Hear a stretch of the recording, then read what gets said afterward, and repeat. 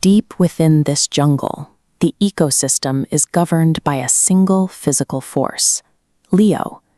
As king, his presence dictates the movement of every living thing. His rule is maintained through a simple mechanism of intimidation.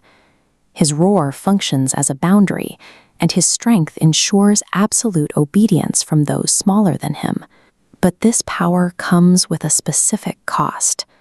The other animals maintain a wide berth, leaving the king to inhabit a space of complete, systemic isolation.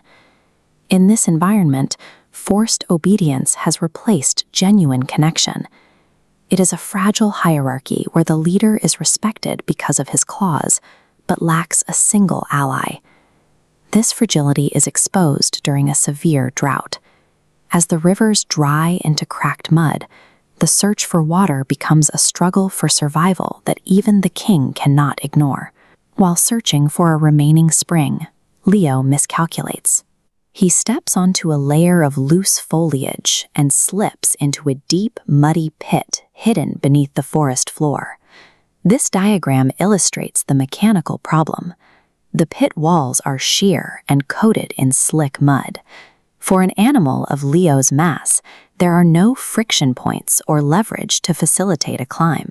He is effectively trapped by his own weight. His roars for help carry for miles. The other animals hear him, but they remain frozen. Their history with Leo suggests that helping a predator is a life-threatening mistake. The pit is a physical obstacle, but it's Leo's reputation for aggression that truly seals him in.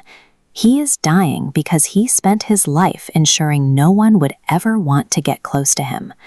High above the fear on the ground, Miko the monkey operates in a different world. He is agile and fast, and constantly observes the jungle's mechanics from the safety of the trees. Miko isn't governed by the same terror as the grazing herds. His perspective is defined by a playful curiosity, a trait that allows him to see the jungle floor with a sense of detachment. When the king's roar turns from a threat into a plea, Miko doesn't retreat. He moves through the branches toward the sound to investigate the source of the distress. Looking down, Miko approaches the situation as an engineering challenge. He sees a heavy object in a low-friction environment and immediately begins looking for the tools to change those variables. Because Miko exists outside the usual hierarchy of fear, he can see an opportunity for a new type of connection, where every other animal sees only a reason to run. Miko begins collecting long, fibrous vines and flexible branches from the canopy, selecting materials based on their strength and their required reach. To support the lion's weight, Miko braids vines together. Overlapping fibers distribute the tension, creating a unified lifeline. When Leo grabs hold, the braided structure absorbs the force, providing the leverage he was missing. Leo looks up, bewildered that such a small creature would take this risk. He asks why Miko isn't afraid. Miko simply tells him, "Fear doesn't solve problems, Leo. This vine does." The rescue requires physical leverage to lift the king, but it also requires psychological courage to offer help to someone who has never earned it. Once he reaches the top, Leo collapses. He is exhausted, covered in mud, and stripped of the intimidating aura that usually defines him. In this moment, the lion realizes that his raw power failed him when he needed it most.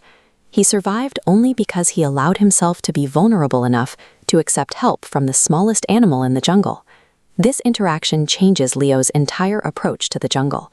He has seen firsthand that a community built on mutual aid is more resilient than one built on the strength of a single ruler. The shift in behavior is immediate.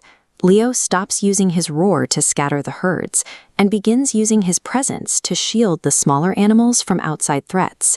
This network graph shows how the jungle's social structure changes. The energy previously spent on hiding from a central predator is now used for interaction.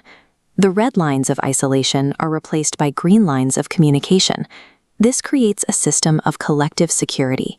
When the animals no longer fear their leader, they can share information and resources, creating a web of connections that makes the entire jungle harder to threaten. A thriving environment isn't sustained by a single powerful figure. It is built on the daily choice to choose cooperation over isolation, ensuring that even the strongest among them